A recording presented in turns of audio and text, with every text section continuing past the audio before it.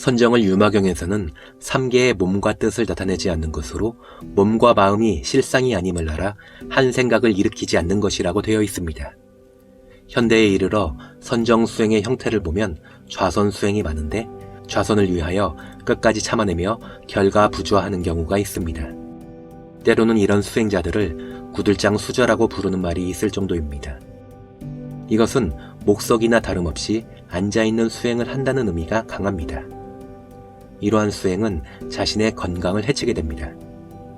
부처님께서 보이시는 선정의 요체는 몸을 편안히 하고 마음을 한 곳에 집중하는 것으로 산란한 마음이 고요해지면 모든 것을 바로 보는 지혜의 힘이 생깁니다. 초기 불교에서는 선정 수행을 사마타 수행이라고 하는데 사마타 수행만으로는 깨달음에 이를 수 없습니다. 그러므로 윗바사나 수행을 함께 해야 합니다. 사마타는 자신의 몸과 마음, 생각을 멈추는 것이고 윗바사나는 대상에 집중하여 근원을 꿰뚫는 것입니다. 그러므로 이것을 지관, 정회로 말하기도 합니다. 그러므로 지와 관이 함께 이루어질 때 올바른 수행이 이루어집니다. 선정에는 정중선과 요중선이 있는데 정중선은 고요한 가운데 좌선하여 깊은 산매에 드는 것을 의미합니다. 그러나 좌선이 끝나면 산매에서 빠져나와 도로 중생의 생각이나 마음이 일어나 요동을 치게 됩니다. 요중선은 온갖 세상사 시끄러운 속에서도 선정에 들어가는 것으로 인연 연기를 다 알아 실상이 아님을 알면서도 세상사의 온갖 위의를 나타내니 이를 일러 멸진정이라고 합니다. 이러한 선정은 선정을 버리지 않으면서도 온갖 중생의 일을 다 하는 것으로 애착 집착이 없습니다. 부처님의 선정에는 크게 불도에 들기 전의 선정과 완전한 깨달음에 이르는 선정이 있습니다. 이 두 가지 선정은 서로 다른 것 같지만 하나로 통하는 것이 있습니다. 석가모니 부처님이 출가 전 태자 시절에 아버지 정반왕과 대신들과 함께 농경제에 참석한 일이 있습니다. 농경제란 농부들과 함께 일을 하며 민심을 돌보는 행사입니다. 농부가 소 2마리를 몰고 밭을 가니까 벌레가 쟁기에 잘려 나왔다. 이것을 본 작은 새가 그 벌레를 쪼아먹고 더 큰 새가 작은 새를 다시 잡아먹는 것을 보게 된다.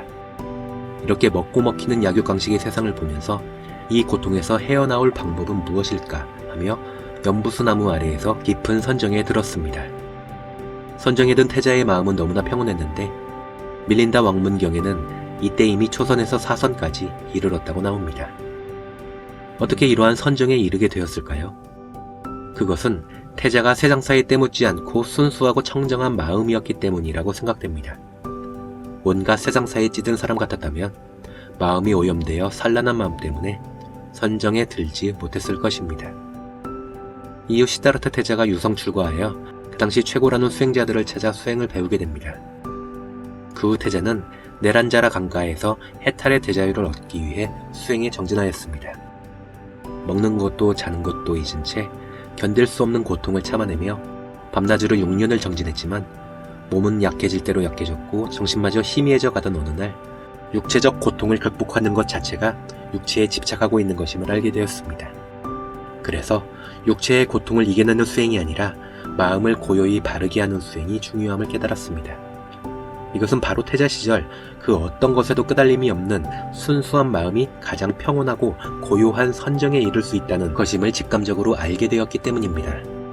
순수한 마음은 맑은 정신과 밝은 생각을 갖게 하여 진리에 이를 수 있도록 할 것이라는 믿음이 있었고 그러한 정신과 생각은 건강한 육체에 깃들 수밖에 없기에 태자는 네란자라 강가로 내려와 몸을 깨끗이 씻은 후 강가의 풀밭에 앉아 굶주리고 지친 몸을 쉬었습니다.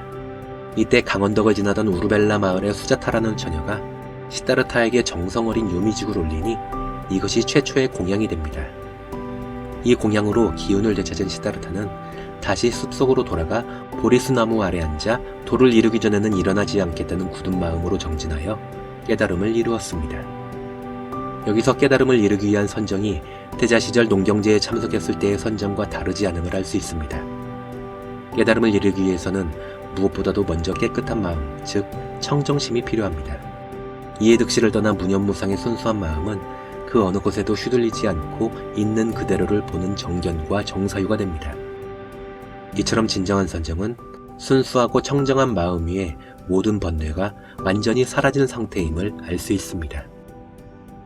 화두선의 공안에 보면 원을 그려놓고 원 안에 있어도 30방, 원 밖에 있어도 30방인데 어찌해야 벗어날 수 있는가? 라고 묻는 화두가 있습니다.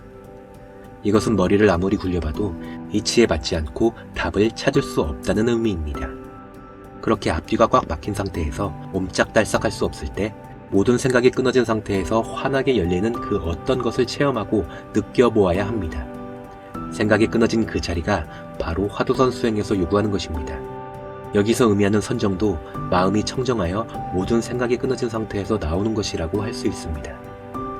색즉 시공, 공즉 시색이라고 했습니다. 섭리를 분명히 알기에 날카로운 지혜로 세상사를 처리하며 번뇌를 일으키지도 않고 끊으려고도 하지 않습니다. 번뇌의 근본, 세상의 원리, 인연 연기 이치를 분명히 알기 때문입니다. 그러므로 진정으로 수행을 해보려는 자라면 깨끗한 마음으로 부처님처럼 선정에 들어가는 수행을 할 수 있기를 바랍니다.